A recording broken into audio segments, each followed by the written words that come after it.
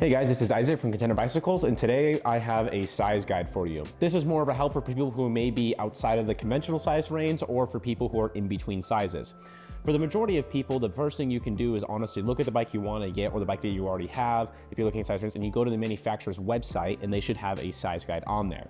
Either A, it's going to be a chart where you can look at where you fit into the chart and what size they think is going to work best for you, or B, they're going to ask you to give them your inseam and your overall height, and they will tell you what size they think you should be. For the most part, that's going to work for 80% of riders. What we're going to go over today more so is going to be those in-between sizes for people who are in between, let's say, medium and a large, and etc. We're also going to go over the differences between mountain bike and road sizing and how to size on bikes that may not size super traditionally. For the most part, bikes are sized like t-shirts. This means small, medium, and large, and then also extra small and extra large on the respective opposite ends of that spectrum. For the most part, if you are like, let's say 5'4", you're going to be on a small, and if you're 5'11", you're probably going to be on a large. If you're well within those size ranges, according to the manufacturer, you're most likely going to be on any given size. Some things to keep in mind might be bikes like extra small aren't actually made in every model. Things like 100 to 120 millimeter travel mountain bikes are pretty hard to get the geometry right in a frame that small, so they actually won't do extra small size frames. But in their bigger travel bikes, they will do extra small size frames, or in their gravel and road bikes. But specifically, the kind of cross country area bikes are harder to get extra small bikes in. Same thing goes for extra large. Not every company makes an extra large. Within the mountain bike world specifically, the only companies that we carry would be Specialized in Santa Cruz. They do double XLs as well. In the road side of things, some companies also do an extra small, even smaller size frames. But a lot of road and gravel bikes, just so you are aware, are sized in centimeters instead of t-shirt sizing. As we go through bike development, most bikes are moving over to t-shirt sizing, but a lot of road bikes still are sized in centimeters. We will go over the differences between t-shirt sizing and centimeter sizing here later. The only other weird size to kind of worry about is medium large, which is exactly how it sounds. It's right between medium and large. We only carry one bike that's really going to be a concern to, and that is the Mondraker Arid. When it comes to sizing road bikes, if you are from the mountain biker side of perspective or you are just curious, they're going to be sized in centimeters instead of t-shirt sizing like other mountain bikes are. This can make it a little bit more difficult for you to know what you're going to be just based off of your average height, unless you have been riding road bikes already. But most road bikes are sized in between like 47 all the way up to 60 centimeters in 2 or 3 centimeter increments, and those do have equivalents in the t-shirt sizing of things if you already have a mountain bike or gravel bike that is sized like a t-shirt. Most bikes are going to be done either between 47 centimeters all the way up to 60 centimeters. 47 is going to be equivalent to like an extra small. 49 is going to be an extra small. 51/52 are small. 54 is going to be a medium. And then 56 is going to be a size large. And then 60/61 is going to be an XL. There are some kind of outliers to this, and that's going to be companies like Pinarello. They do some incredibly small bikes. Pinarello makes a 44 and a 42 on the very high-end top-end race bike, the Dogma. You can get that in some really small sizes, which would be like a triple extra small if you have some really small riders. But for the most part, it's just going to be extra small, and extra large are going to be 47 all the way up to 60. The other side of this is also going to be Specialized. Specialized does not use centimeter sizing on most of their bikes. They'll size them like S1 all the way up through S6. Size S1 being like extra small, which is going to be equivalent again to that kind of extra small / 49 all the way up to S6, which is going to be considered going to be your a double XL. So like, let's say you have an S3, that's going to be a medium, S4 is going to be a large, so on and so forth.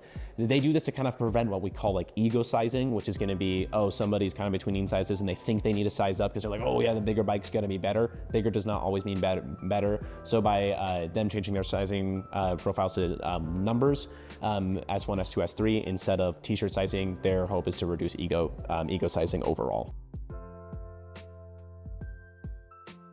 The biggest thing people come in asking us about is usually going to be, what if I am between a size, what size do I end up getting?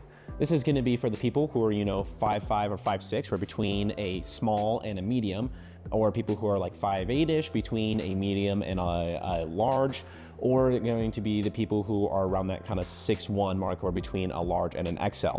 There is a lot of ways to go about this. I typically tend to recommend people to size down, but you can size up or size down for a couple of advantages in either direction.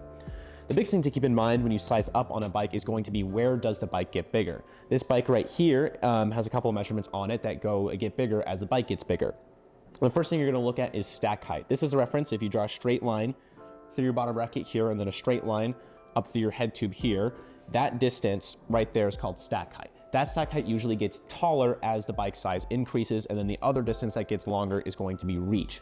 Reach is a reference to a straight line through your bottom bracket, straight line through your head tube. That distance this direction measured is called reach. Reach usually gets longer. Those are the two measurements that are going to be the most affected when going up in size. On mountain bikes, reach is usually the biggest thing affected, so bikes tend to get longer as you go up in size, while on road bikes, stack height's usually the bigger thing affected, and bikes tend to get taller as the bike size goes up. Something to keep in mind here is going to be kind of how you are built as a person, whether you have a longer torso and shorter legs, or whether you have a shorter legs and longer torso. I'm 6'1" and I'm between sizes, and I typically size down, and I also typically recommend people to size down, and that there are a couple of reasons for this.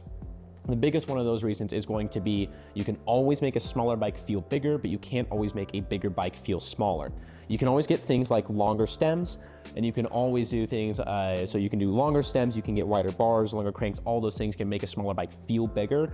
But to a certain extent, you can't make a bigger bike feel smaller because there's only a limit to how far you can bring those things back. Because the reach is going to be a fixed point as far as it being a longer bike, and you can't bring it in shorter than what the reach already is, while a bike that's run a little bit smaller, you can always push farther out.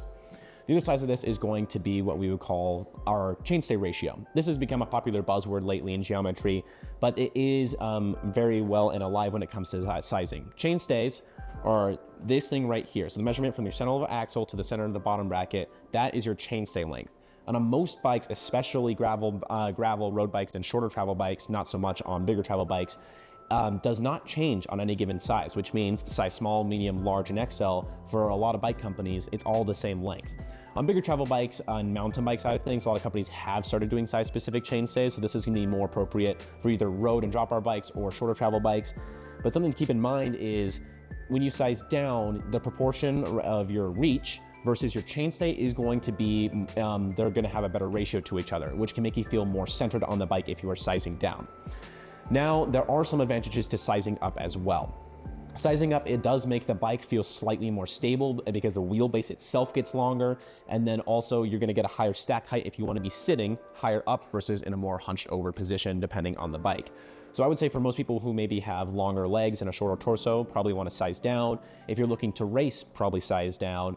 Or if you're looking for a more direct ride feel and have a little bit more weight over the front wheel, you're probably going to size down as well, as those bikes feel more maneuverable. Now, on the flip side of things, because reach is a really important number to size by, if you have a longer torso and shorter legs, you're probably going to size up. If you're doing a lot of adventure riding and maybe you want more space in the frame, or you just want a more upright feeling bike, or you want the extra stability, then you should size up. That's kind of the bikes you're going to get, and to be honest with you, if you go ask 8 different bike shop employees, all 8 of them are going to give you a 50-50 answer. It's not necessarily everybody should size down or everybody should size up, but depending on your use case, you might want to size down versus size up. If you chose to size down or size up and you were still feeling not super comfortable on the bike, what are some things that you can change to make the bike feel more comfortable for you? If you size down or up, the first thing you can change is going to be your stem length. If you size up and you feel a little bit stretched out, try changing your stem a little bit shorter, or also maybe lowering it a little bit to make your stack height feel more normalized. Same thing if you size down, try getting a stem that's a little bit longer. Same thing goes for bar width. Bar width does affect the reach of the bike. If you think about it this way, if you hold your arms out and you put them in narrower, you're effectively going to be sitting yourself higher up, because if you have to stretch out your arms more, you effectively have to be pulling yourself forward a little bit more.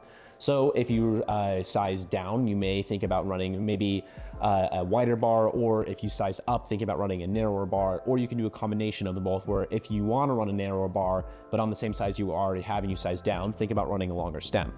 The other thing you can do to affect that is going to be seat post. Seat post is right here. This is a 0 mil offset seat post, but you can also get what we would call like 15 or 25 mil offset seat post, which means where the clamping part right here on the saddle is moved back slightly. On smaller sizes, you can get an offset seat post to scooch the saddle farther backwards if you want to create more room on the bike. Or same thing, if you are if you're a bigger rider, like probably like 5'8" or above, the bike you got probably came with an offset seat post. And maybe if you want to size a little bit bigger, you can actually move it to if you want to size smaller, you can move it to a 0 mil offset seat post to also move your position farther over the front wheel if you want as well. The other thing you can do is crank length. Moving to a smaller crank length can help a lot of people, or especially if you size down on a bike, or you can use that smaller crank length to open up your hip angle on the smaller bikes, it doesn't feel like your knees coming up all the way to your chest as well. The last thing to talk about is going to be modern gravel bikes. Modern gravel bikes size kind of oddly. For the most part, in any given height perspective, sizing road bikes and mountain bikes is fairly easy. But modern gravel bikes have started getting a lot longer reaches and shorter stems than normal, but they're still a drop bar bike, which means sizing them can be a little bit odd compared to mountain bikes or gravel bikes for looking as a rider. For the most part, for most people, you can follow along with the size recommendations from the manufacturer and you can get it and it'll be fine. But for a lot of people who are maybe even going to a modern gravel bike from the road side of things are going to feel like the bikes they have, either A, they're not going to be able to tuck low enough if you want to get low on the road, or B, they're going to feel like the bike is too long. Something that you can do on a modern gravel bike, which is kind of unique, is because these frames are modern gravel bikes have gotten so long, things like the Mondrigo Arid, Santa Cruz Stigmata, the NV Mog, these bikes have all gotten really, really long, which means you could also, in theory, buy a size even smaller than you would be getting and run a longer stem. This is also going to lower your stack height, which is not something you necessarily want on the mountain bike side of the world, but on the gravel bike side of the world for off-road, it's still wanted. Because cornering on a gravel bike, you still want a lot of weight over the front wheel to prevent it from slipping out at high-speed corners. So if you want a little bit more weight on that front wheel and maybe say you're racing or you want a more responsive ride feel, in theory, you could size even further down on a modern gravel bike and just run a longer stem if you want a lower stack height. But do keep in mind that is a more aggressive position, so you'd have to be willing to do the core strength to do that, or maybe you're used to a more aggressive road position already. That is something that is kind of unique to the gravel thing. Same thing goes for like people who are buying like a more modern long gravel bike or looking to like bike tour or do some bike packing. You can size even further up in gravel bikes if you want like a really long reach and really upright feel as well. If you still feel confused about what size you may be or whether you want to size up or down or you have any questions, shoot us a call. Our Salt Lake City store and Park City store staff should be more than happy to help you guys out with your personal sizing questions.